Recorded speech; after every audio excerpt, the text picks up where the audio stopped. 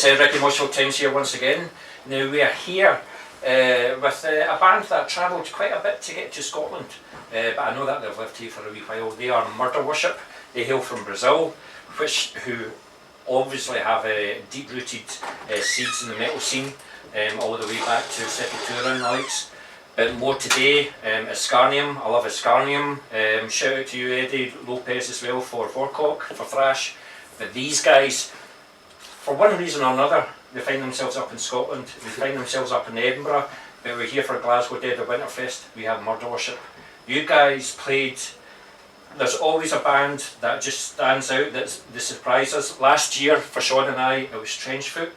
This year, so far, is you guys. What a fucking set you guys played. How was it for you? Oh, it really means a lot, Ricky. Thank you for your kind works.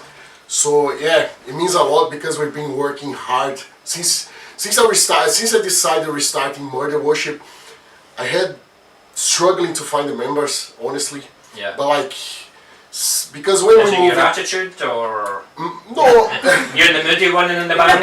no, because like I got used to it. Since like back in Brazil, it was hard to find, like even in our hometown, for example, because it's a small hometown, so you can't find any, like, especially drummer. I think the drummer problem is worldwide. Honestly, it's hard to find. So when we moved it here, so I couldn't like even think about playing with bands because like we came here, we arrived here like at the worst time of the pandemic. Yes. December 2020. So I say no, we need to sort things out first and let's see how things are going to go. But you had already written songs in this period, it was just that you've written it yourself, you haven't had band members, you just wrote it? Yeah, like Murder Worship is basically a project of mine, let's say this. But like, since I got people playing with me, like I used to say like, the band is not just my project anymore, so the band is ours now. You know, so, but like, since I released it Doomsday, because we moved it here, I had Doomsday ready to release, but like, because of the pandemic, everything went like down. I couldn't release at all, even in CD or wherever, even on digital platforms. So I said, no, I will hold on, I will beat. So I released it Doomsday only on digital platforms, like Spotify, Deezer. So, and after I said, I will continue working on some new stuff, you know, new songs, and so, and like we are so very, like we are so excited because we got a new album ready to start working on, and soon, who knows, we're gonna be like going to the studio and start recording. You guys gonna have a new Murder Worship. You know something? I asked one question, how are you, and he's answered all my questions, so thanks very much for turning up today. I'm so sorry, man. So sorry. But you said like it started off as a project for yourself, but now that you've got band members, how do you feel when they come back to you and say, that riff isn't working, do you go, it's not going to be right? Like, it's hard because I won't gonna lie to you, like I got a huge problem that is like I'm a completely perfectionist with everything I do. You would agree with that?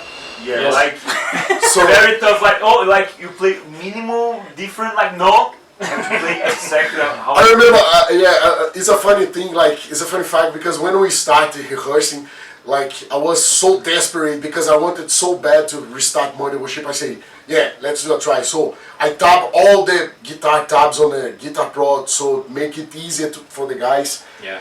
And like when we started, I was like paying attention in every detail. But like it's not because of the details, but because the way I got used to play with the former members in Brazil. And you have to listen to this 24/7 now. Yeah. And even worse now that we are playing together. Yeah. Yeah. But so, it's been a wee while since you released your last album. So, obviously you've been busy since then. What would you say is your subtle differences to the new music and from your current album? What would you say has changed? I've been trying to keep the same Murder Worship stuff, like the same song structures, let's say this, like not changing too much, but like we play a new song tonight. I noticed. We've been working on this song. I've done this song like because I'm a fucking Swedish death metal fan.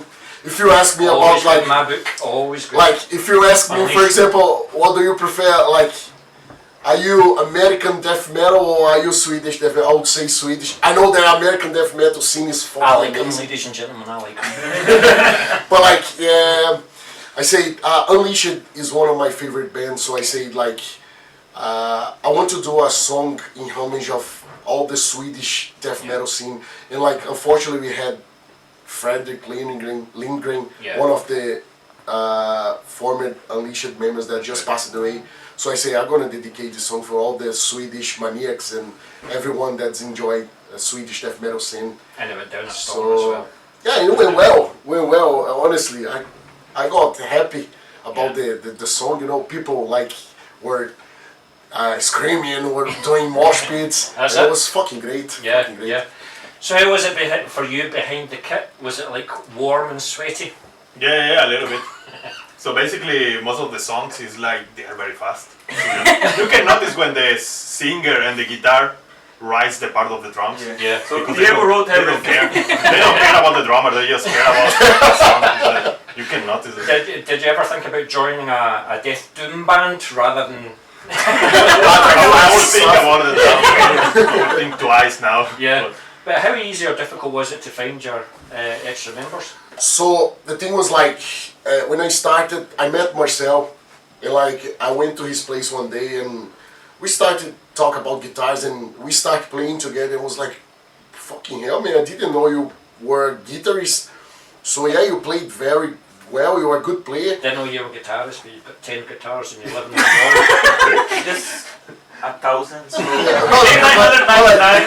First time I went to his place was in his birthday, wasn't it? Yeah, it was. Yeah, it was his We birthday. were worried with the cats. Yeah. We were So putting at we the- just stayed like in the living room, so with the cats and beers, all the food. And Marcel said, "Hey Diego, come here with me. I'm gonna show you things." So he probably has a we home stood at his place. I say, "Fucking hell, man! Why did you tell me that you are a guitarist or bassist?" Because he got a bass. He got thousands of guitars and acoustic guitar and keyboards and all this shit. Is he bringing more ideas to you then? Yeah. Are you?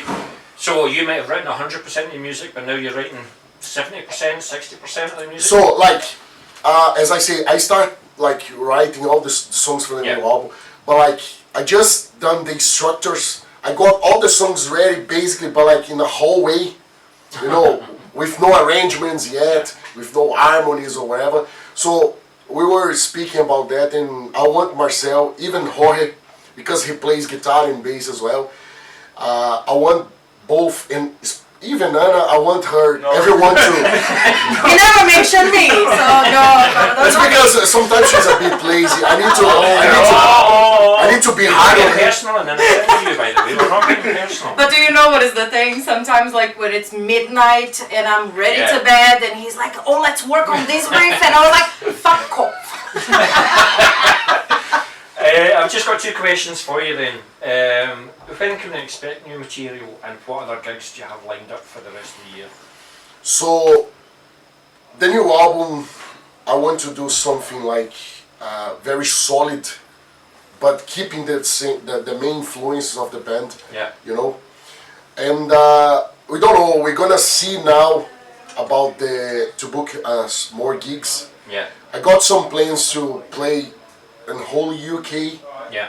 and abroad of UK as well. Yeah. Because we've done a Eastern Europe tour in 2017.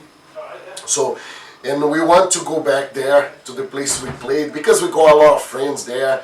And some of them, they keep sending messages to me and say, "Hey guys, I want you guys to come back here and play for us." I say, yeah, let's Get it done then. let's do it. But like, first of all, I'm looking forward to playing UK. Especially, I want to play in more places in Scotland, England, and because like honestly, I'll be honest to you, Ricky, the metal scene here, the death metal scene in UK is unbelievable, man. Like if you ask me, hey, what do you think about the UK metal scene? Like back in 4 years ago, I would say, I don't know what to say because like I haven't been in any gigs yet, but like since my first gig here, we went, me and Anna, fucking hell, it was mental, honestly. Well. But the thing is, like, even if we have like big gigs, like with big bands, for example, the most insane thing for me is like seeing people supporting the local bands and the local festivals is unbelievable, honestly. And like living here now and making Murder Worship, as I say to Kendall 1,000 times, I want Murder Worship to be a Scottish band because like the new chapter is here now. Yeah. I mean, back in the day, you had in Extremis, you had Corpse and things like that, but it never really took off in Scotland. Now, maybe 30 years down the line, Scotland has got a strong death metal scene. But it's absolutely brilliant, and it's been, you guys went down so well. I was chuffed to hell for you all. Who made the most mistakes?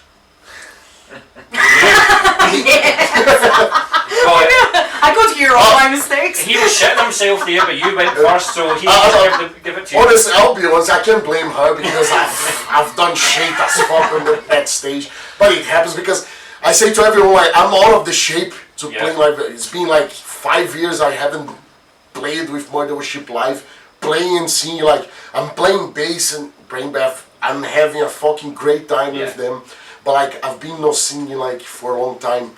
So it was hard in the beginning, like until the first two, maybe the third song, I was like all like weak, not feeling myself weak, my stomach was like you're gonna pass away, you're gonna pass that. I say no, but it was fine, Listen, when you've got new material, whether it's an EP or an album, whenever you can get an exclusive, we'll play a song on the radio, we'll get you on the radio, we'll talk about it, do anything that we can to promote Murder Worship, because you guys, after today, definitely deserve promoting. That was a huge set. Well played to you guys, and Thank you. Thank you so much, Rick.